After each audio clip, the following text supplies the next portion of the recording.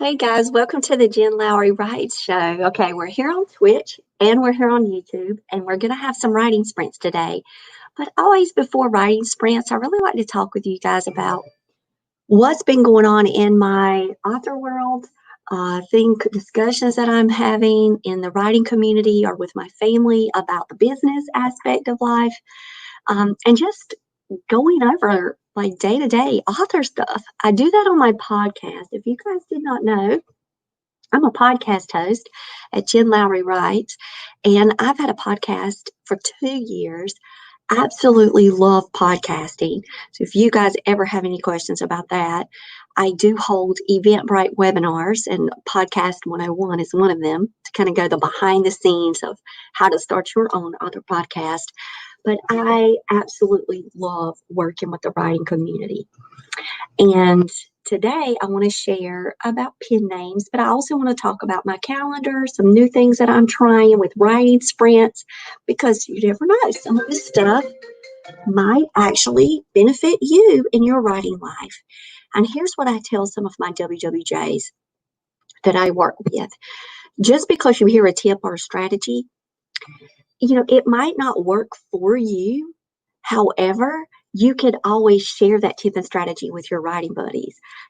Having a writing community is wonderful, and being able to contribute to that community is also very powerful too. And so anytime that you're listening to any of the strategies that we talk about here at Lowry Writes or whatever, I challenge you to try them. Because just like Dr. Seuss, Green Eggs and Ham, try it, you'll like it. You never know, kind of go yappa gabba mix in there. Y'all, how will you know unless you do try? I'm really trying to keep a consistent schedule with my writing. I don't know if you've noticed or not. So I have been doing a lot more streams lately because I am trying my best to finish Bad to the Bone. This is my middle grades horror comedy. I've already written the book. I'm doing a strategy, a rewrite edit. Absolutely thought it was the most ludicrous idea at the very beginning of trying this strategy. And now I just want to hug it. So I'm going to be talking about it for quite a bit. Just because it's something that's successful for me doesn't mean no, that's not for you. That's fine, but you can share it. You can have options to talk about with your writing community. And so I picked up the tip from Kate DiCamillo. She was like, write a story. Here's the short and sweet version of it. Okay, it's a 2-minute clip. You can find it. It's one of the videos that she's doing with writing tips with Candlewick Press. But it was all about, you write a story, you hold it for a couple of weeks, you go back and you don't reread it, and you just start over. And I was like, wait, she wants me to start over like an entire manuscript. Yeah, I was like, no. And then I was like, okay, I shall do this work. I shall try. And I am so glad I did. So not only have I extended out from 2,000 to 17,000 words just by doing rewrites, but my edits now, I'm up to 20,000 words. I'm doing an early middle grade horror comedy. So that 20,000 words is great. It's like a perfect little place. But each time I walk into this story, just new things happen that bring such depth to it, and it brings it even closer, to being shaped and molded in the way that I can be extremely proud of. So I'm loving this strategy. I've got one chapter left. I thought I was going to finish it yesterday, but then my husband was like, hey, do you want to watch The Mentalist? I was like, sure. Of course I do, because I love that show. I'm in season 4 right now. You can check it out on Amazon Prime. I'm in season 4, and I'm cheering for Kimball Cho right now. So I was really pleased to see what had happened in the last episode. And I just love all the characters, all of them. And when I write, I'm always thinking about the interplay between my protagonist, of course, and the antagonist, but my side characters. I really try to pay special attention to them. And so if you ask me about something I love about The Mentalist, of course I'm going to tell you Lisbon and Patrick and all of that. But the whole cast, the way that they're crafted together, it's just a beautiful thing. That's all I know to say about the writing of that series. And so yeah, I'm on season 4. And let's talk about distractions a little bit. You'll hear my phone go off. I'm not going to cut it off. I know some people say cut your phone off completely. Well, I've got kids all through the house. They may want to ask me something or text and see what's happening. I want to be available. My work clock is over at 3 o'clock, and that's why I'm consistent. I'm moving right from the screen onto a new screen. So I will start by saying I've had to have another afternoon cup of coffee because I've been working all day. And so just hats off to everybody that's running their author life and working full-time jobs, especially if it involves all of this screen time. So I've got my husband's readers right here on standby. He's ordered me a new set. I'm going to have some purple ones coming soon. The other ones were so heavy, they were like starting to just drag down. I was like, I can't do it. But if my email goes off, I have to check it. We're always pretty much on call. I'll get notifications. I do close my Facebook and my Twitter. I will tell you that when I'm doing writing sprints, that's not. But if it's work or if it's my family, I'm right there. But I do try to keep this sustained time. And I like my calendar. I like coming on at 3 o'clock because I know that if I can get my writing sprints done at 3, get some productivity going, get some word count in there, get a chapter done, whatever it is my goal, just writing, just get some research and writing done. If I get that taken care of, then at 4 o'clock when I sign off, then I can rest and then go cook supper, spend time with my family, and then have some downtime in the evening. And then if I'm not too tired, I like to do night sprints at 9 o'clock. But that's just based on if I'm, snuggling up watching The Mentalist or a movie or, spending time with my husband at that time. But if I'm not, I'm writing. So why not do it together? Forming a community is such a great motivation. So if you've not found a viable community that's in the writing world, I would really suggest that you hop on Twitter and hashtag that writing community at Twitter. It's a very welcoming place. And then you can get into Facebook groups. So I love my Facebook groups. They're awesome. And I have beta reader groups, and I have side groups, and I have launch team groups. And I just surround myself as much as I can with this world, this author world. It's because it brings me joy. And whatever it is that brings you that joy, go after it. Just go after it with a passion, put to good use, and just really do that thing consistently. So I ask you, how are you working your goals and how are you consistent with your writing? I think it's important that you do try to write every day. Now, your writing every day can look completely different than someone else's writing every day. And that's where I ask you, like yesterday, we talked about don't compare. But you do need to have some type of action every day within the writing world and within your work. And if that action means that you're watching a YouTube video and you're listening to the language of storytellers talk about the Fae, then you're doing that to help just immerse your brain with all of that vocabulary and red caps and everything that you're learning. You can put all of that in your brain, and you may never use it. You might. But you're still working towards the goal of learning more about the worlds in which you're writing. And so you need to celebrate that. You need to check that off your box that, hey, I watched this really cool video, and save them on playlist. You can make your research tabs private on YouTube Save your videos, because if you're in your research mode, you might want to come back to those videos, but you also might want to come back to them during your editing phase. Then, if they really had an impact on your writing, you might want to create a playlist for your readers so that they can have that adventure with you as they're reading. They can have extensions of your work and see kind of like your behind the scenes. So I really encourage you to even count YouTube research as a celebration. So what one action can you do each day? And then how can you snapshot that action? Because here's what I've realized. And guys, I work with a lot of authors, so it's not just me, okay? You can tell me if this happens for you. But especially for authors that have full-time jobs, family, and then writing somewhere all in this like motion like that, we often don't celebrate the activities that we do. I mean, even the smallest of things, we need to truly consider, it a part of our goal and a part of our skill stacking that's going to allow us to be able to draw upon that in the future in a new way.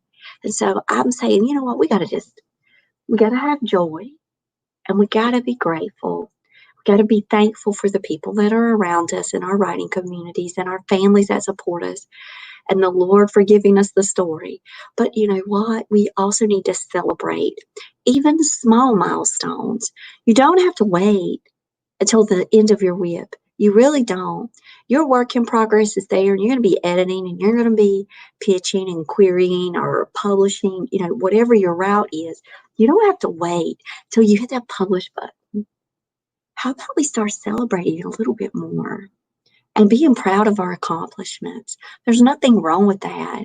There really isn't. It's not like I'm saying, thinking, like in some type of narcissistic type viewpoint. I don't mean to think that you're the best and you have to keep doing these mantras. I'm the best, and my writing's better, and I don't need advice from anyone, and I can do all this. That's not what I'm saying. Try to do those kind of pep talks. But I am saying, be proud of what you're doing. I'm proud of you, and I'm proud of myself. And it's tough sometimes. And there are many days when I just want to curl up in my pajamas. Well, I'm in my pajamas now. What am I talking about? And curl up and just read a good book and just say, world cut off. And then we need those days. But then I'm still doing an action. I'm reading a book, which is in my genre that I'm writing. And then that's contributing to my author world. And so no matter how, I can't get away. I want to share with you guys what I do to keep track of my work. I go on my Instagram, and you can see. So, The Last Kids on Earth. See that cool cover? Middle grade horror comedy. Oh my gosh. It's about monsters, monster apocalypse. Love it. Chapter 1, I read it today during lunch. I got some reading time in while I was eating spring rolls. And I'm telling you guys, absolutely loved how this book started. I read a few lines out to my husband. That's how much it was like so quirky.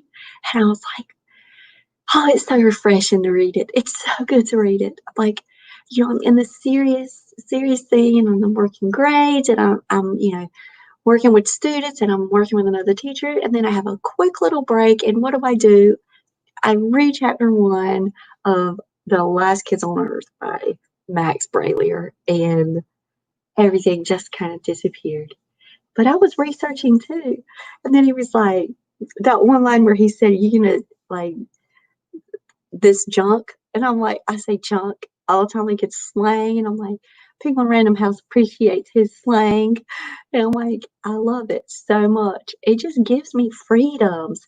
Every time I read a really good book, I get these extra pieces of this freedom in my writing to explore with word choice and slang and song and poetry and everything that I do that that's just me. That just makes up my authentic voice. Every time I read something good, it feeds my soul. So I want to show you. I'm going to screen share and show you guys my calendar. These are my goals for this week. So I need to go in and say, read 2 books. I do. I usually, okay, so Sunday, was it Saturday? Sit down and write it down. I read Spiderwick Chronicles, and then I read Gold Trip. I think both of them were on Saturday. I am always constantly trying to read a book. I read Fangs a lot last week too, so I actually read 3 books last week. So maybe if I can read 2 books this week, that's a good goal. I'm going to have the podcast episode coming up on Jen Lowry Writes. Look at that one. Stream every day. I want to finish this edit rewrite. I have 1 chapter left. Just writing that out feels good, guys. And you can definitely go to your journal if you don't want to create this online journal. But I really like this online thing I've got going on, and I still have my journal over here beside me always. Watch AuthorTube at least once a day. Start right back over in my book. I need to start promoting the Writing Warriors for Jesus conference. And then today I'm going to go in and say, okay, I'm streaming. I did this right before I streamed. I've done some promotion today and last night. And then I want to finish BBC today. And then if I do all of that, I get to go in here and I'm going to turn that joker green. And then I'm going to color code my calendar. If I didn't finish it, I'm going to leave it on that day. And then the next day, so then I'm just going to come here and then I'm going to copy and I'm going to paste it again.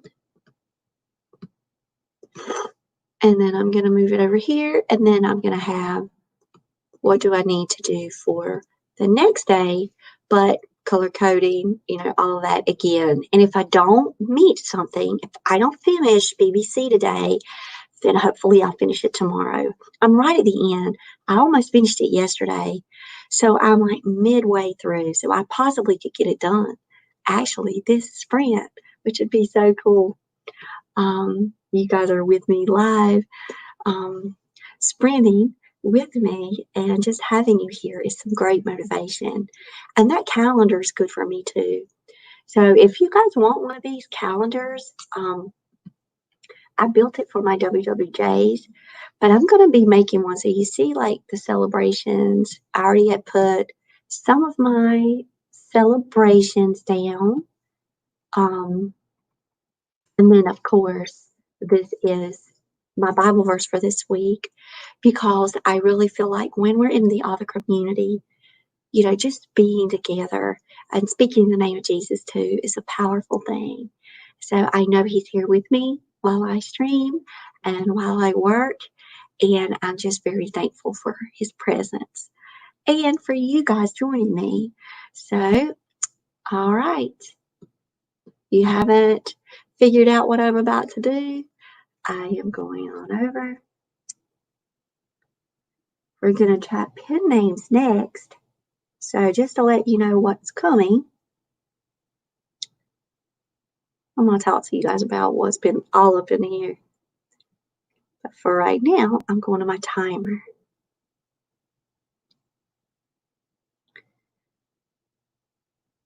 And I'm setting 17 minutes. It's on. I'm going to stop my screen share, 17 minutes. And I'm pulling up my document. I'm going. Good luck, guys. I'll see you in a minute. 17 minutes.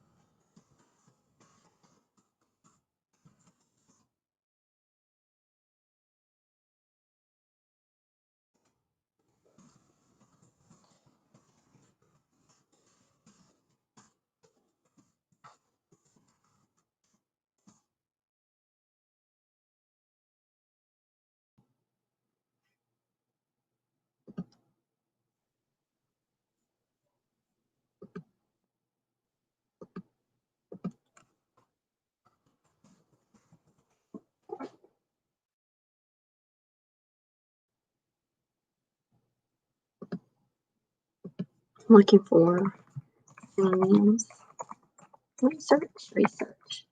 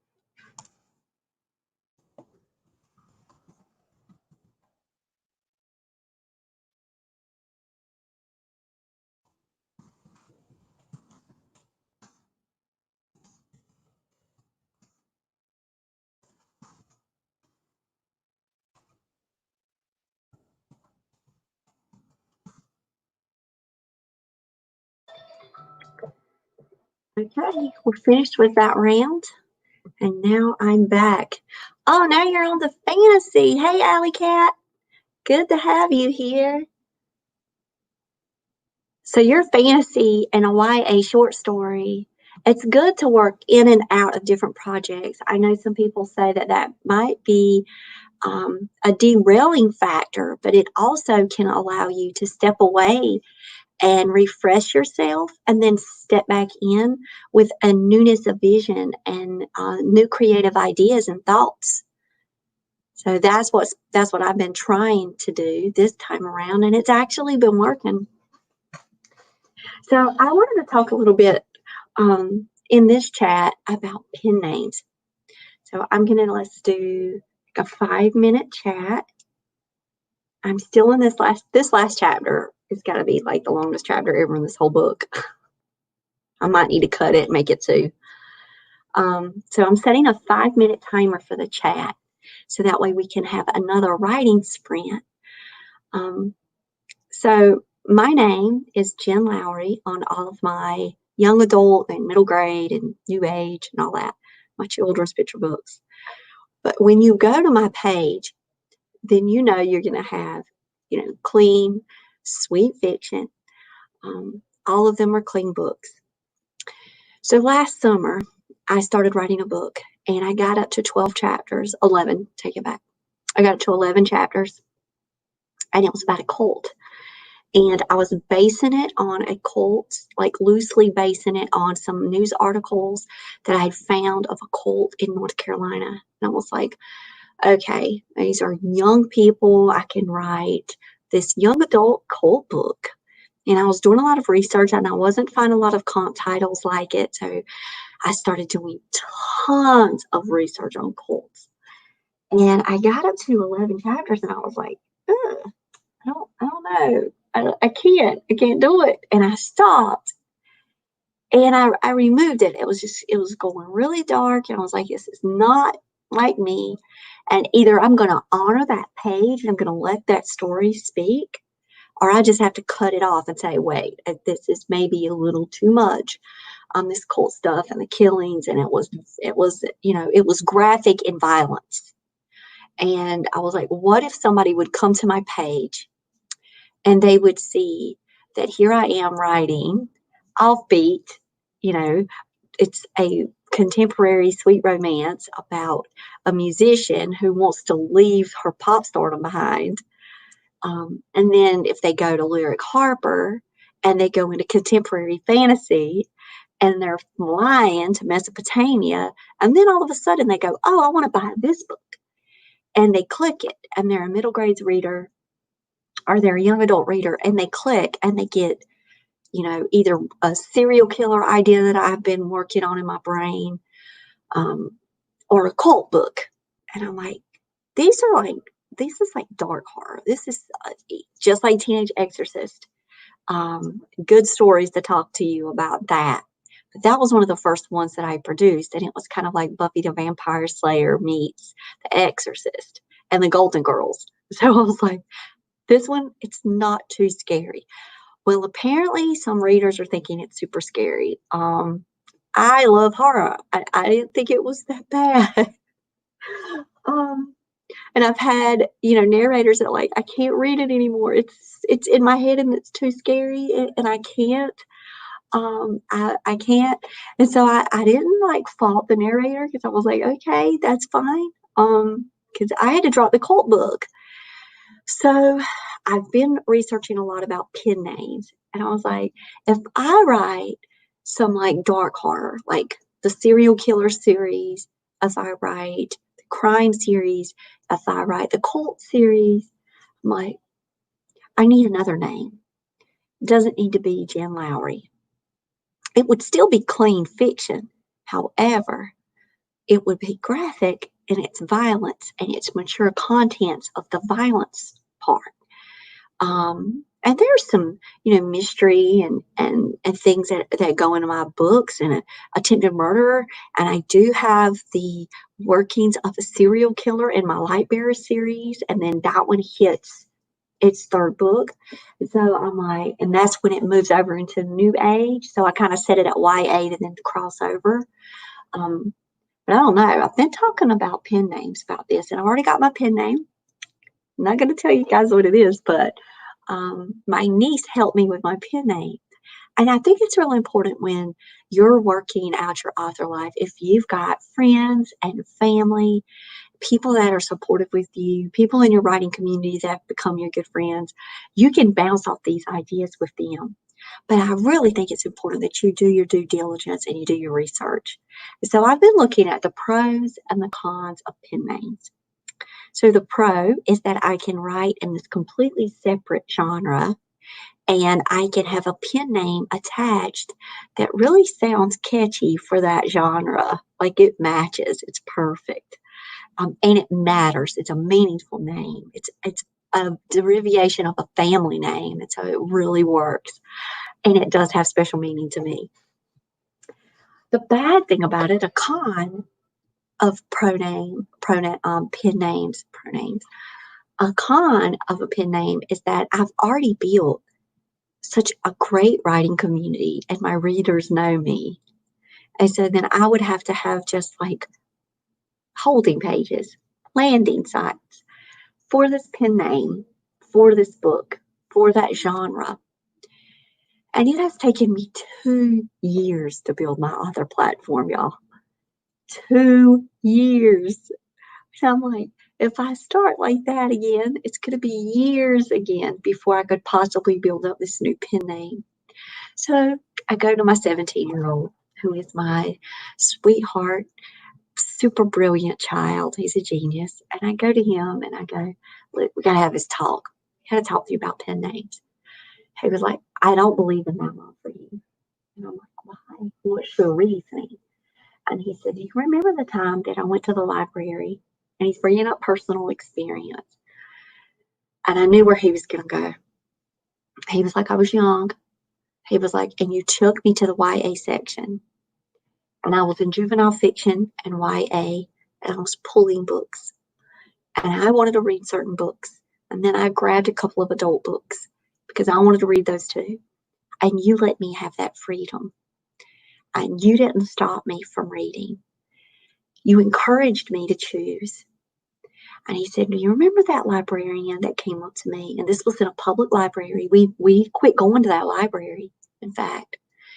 And she was like, she saw him with his stack of books because he's kind of like his mama. And she said, I think you're standing in the wrong place. I don't think you need to be here. Why don't you go over here to this side of the shelves and I can help you? And we were like, no, we're fine. And she was like, no, he's in the wrong place. And I'm like, we're fine. And I stood up for him then in a nice way. You know, I didn't say, lady, you need to back off my child. Let him pick what he wants. But he was like, Mama, if somebody finds your page and they see that you've got a serial killer book or you've got a cult book or crime book, he was like, they can read the blurb. Make the cover tell what it is. Use your categories. Write the blurb right away to let people know. Pick a title that lets people know. And if they want to read your work, let them read your work. So I was like, And I thought about it, and he was right. He was like, don't do that to your readers, Mama. Don't think that they wouldn't be able to handle it. It's like, because I could have handled it. If I wanted to read a serial killer book, if that was my choice, then I would have read it. And he was like, give them choices. That's the power of what you do, is you give them that freedom too. And I was like, oh. So this really cool, so I got this really cool pen name now in my head. And then I got my son's voice of wisdom saying, give your readers the power of choice. Let it be clear. And then they decide. I'm like, there we go, son. Okay. And again, that opens the floodgates of my heart. I feel like I'm raising this child well to be able to speak for the voice of others and for basing on that one experience that could have, been stopped him from being, "Oh, Mama, we need to put these back." It gave him more fuel to the fire to say, "I can read what I want because my mama lets me have that freedom." Um, and so I let my readers have that freedom. But I've been looking, I've been watching Alexa Dawn's videos. I've been looking up all about pen names on the internet and what does this mean, and following one of my Facebook groups. They had like I think they use StreamYard, but uh, a meeting the other night where four of them were talking, and she was like, "Look, I'm now doing paranormal, and because I'm doing paranormal, and it's so different from my contemporary sweet romance, I've got this pen name, and it's working so well for me." And I went and I investigated it even further from her. But then my son put me in my place, and he was like, "No, Mama." So I'm going to continue to pray about this pen name thing. So I just wanted to let you know some of these behind the scenes things that I do as an author when I make these decisions moving forward. And what it is summer's knocking on my door. And I know what that means for me as a writer. I'm working back to the bone now, and I've got the Faye of Averley done. So I've got 2 middle grades done.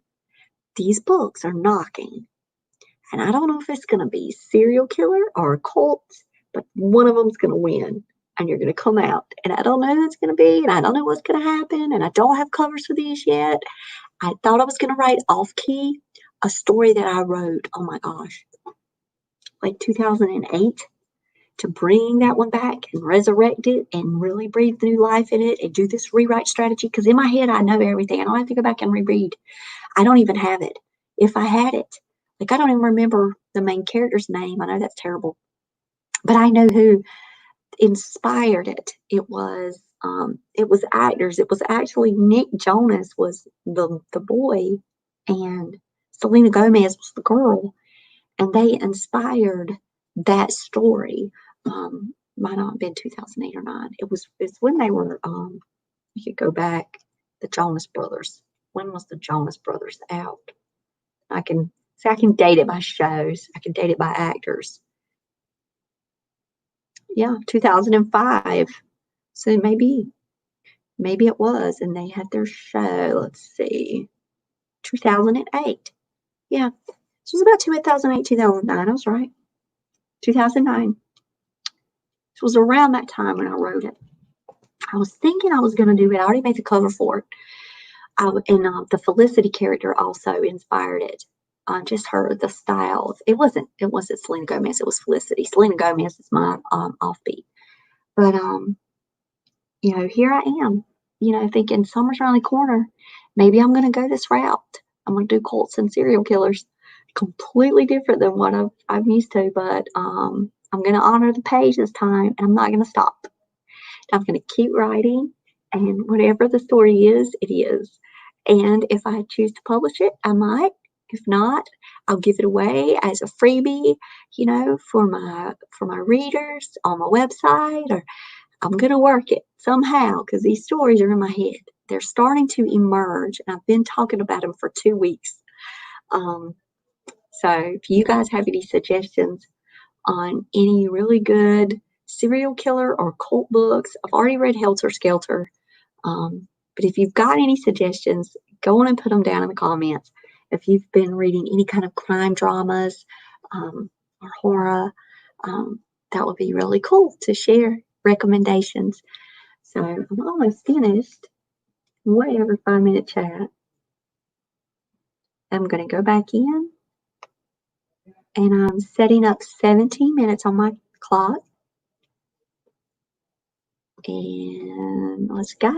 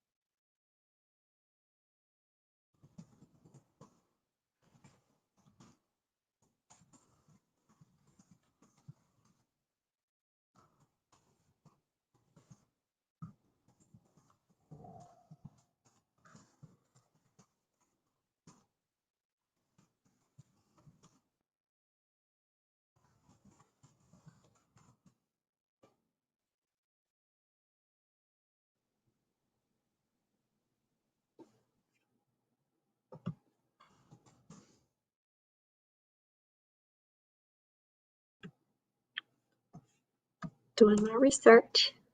Let's see, we've got 7 minutes left of our writing sprint.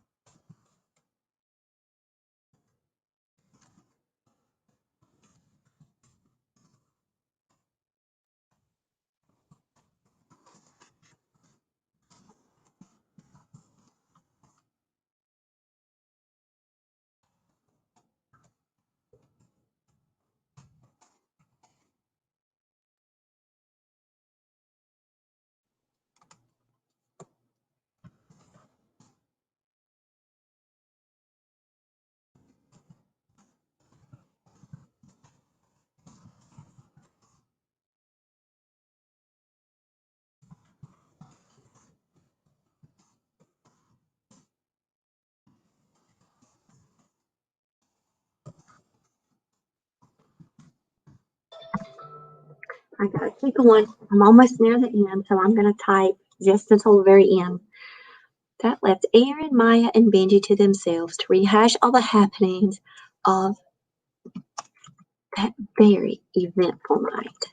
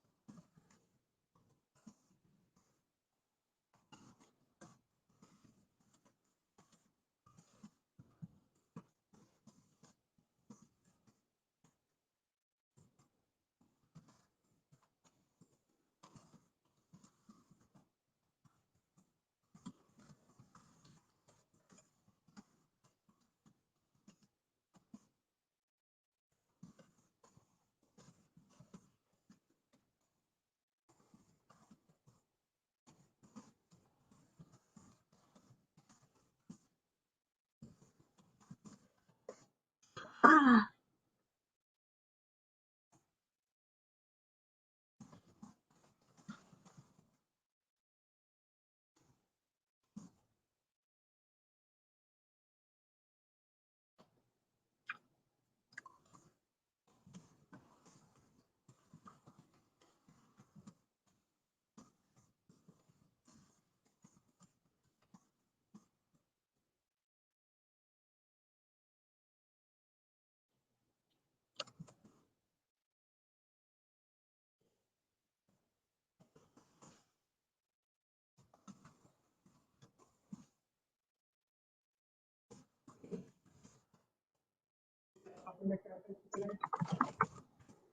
hey, honey, I'm recording.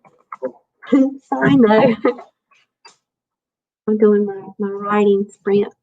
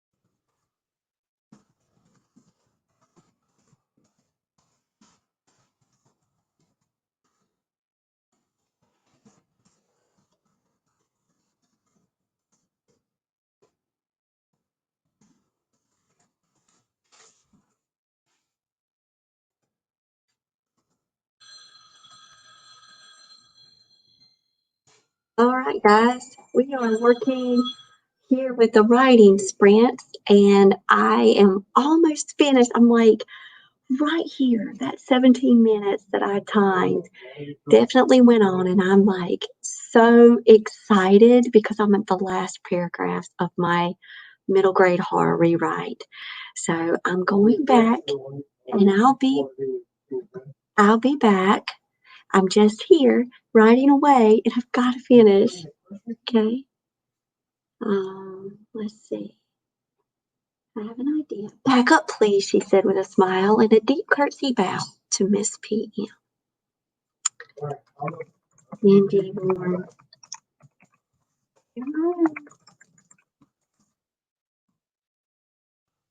Okay. And let's see. I'll take that line out. Okay.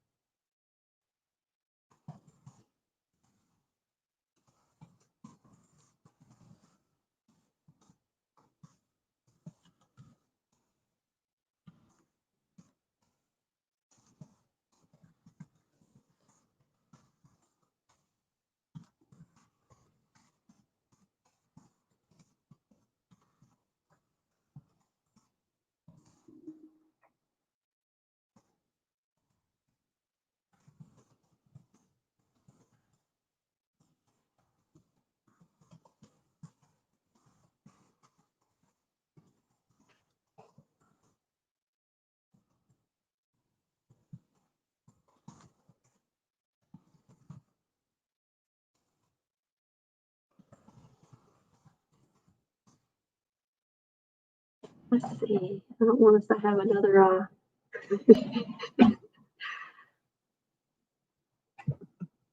here.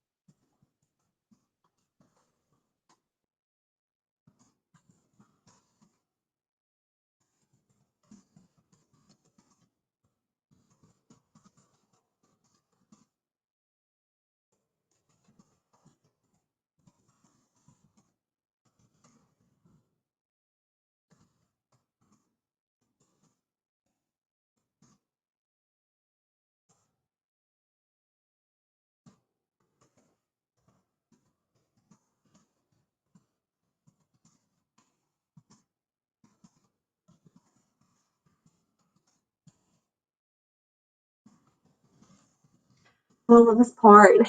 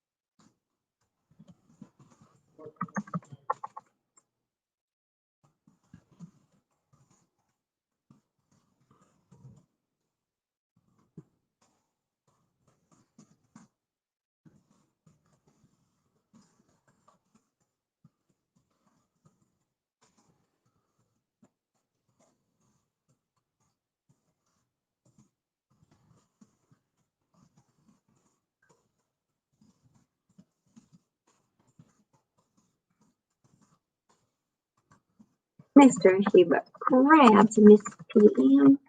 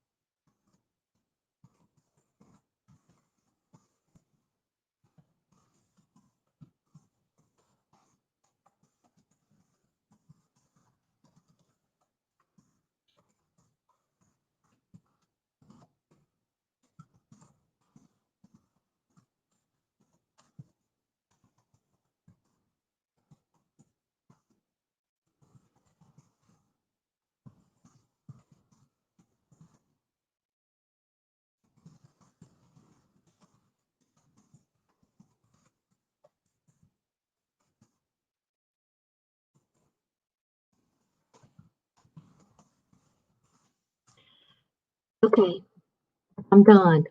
Ah, I cannot tell you. That's it. That is my draft. And it is like, I'm not even exaggerating, a million times better by doing this rewrite like this. I love this editing strategy. So I want to say 22,658 words. So what it moved from was a 2,000 early reader to 17,000 to 22,000. Now I get to go back in again and I get to experience Bad to the Bone from the beginning. Love that ending. The last ending. Oh, awesome. That's good. Hey, you're close to break 100. And every little bit counts each day. One word, one sentence, perfecting that craft. Very proud. But it just the whole rush of finishing the book. I knew it was coming. I knew it. And, I did one chapter a day. Saturday, I think I did two chapters because we did multiple writing sprints. And I just want to thank my writing friends, Tish and Ann, who talked to me about these writing sprints and encouraged me to try. And I went out and I researched it and I was like, you know what? I could do this and it can help me finish this book on time. And when I mean on my time, how I wanted to run Bad to the Bone and get through another edit because it's out for an agency representation right now. So cross your fingers, say prayers that Bad to the Bone is going to get picked up. If it does not go the traditional publishing route, then I'm going to self-publish it in 2021. So you guys stick around and write with me and join my author community here on YouTube and Twitch at Jen Lowry Writes. You can follow my channel and subscribe. Make sure that you hit the notifications. I'm trying to do 1 hour long sprints, and you can see I went an hour and 20 minutes. And that was because I was right there at the end. And so now I've got to go celebrate that I finished this work. I made blueberry muffins for today to celebrate. I already made them ahead of time. I was like, I'm going to have them. I'm going to close them up in the container, and I'm going to reward myself with a blueberry muffin. And I know that sounds just trivial and small, but it's the little things like that. We have to say, whoa, finished a chapter. Oh, then this one chapter finished means that I've completed this 22,000 word feat of rewriting a story from scratch that I've already written before. So, love it. Thank you guys for joining me here, and I hope that you have a blessed and wonderful day. And I will be back tomorrow. I'm going to be streaming every day. I think tonight, because I'm finished with this edit round, I'm going to just celebrate. I'm going to continue to read. If you missed what I'm currently reading right now, I'm going to show you. Oh, that's not it. I'm going to show you on my Instagram because I'm already in the book. Um, The Last Kids on Earth. I'm reading that, and it has tons of art in it. It's like comic book art. I absolutely love the way that the art is mixed all in with the words. It's not just one picture per chapter. It's so cool. I love it so much. And so I read chapter one today during lunch, but I'm probably going to pick up The Last Kids on Earth and read some more tonight. And it's about a monster apocalypse. So, and it's funny. And I'm doing horror comedy right now, so I'm trying to surround myself like Fangs a lot. Hilarious, hands down hilarious. I've got to do a book review on it.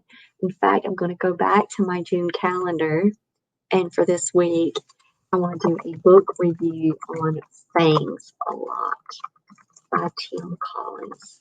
Got to do that. And so I hope that you guys have a blessed one, and I'll talk with you guys tomorrow. Bye.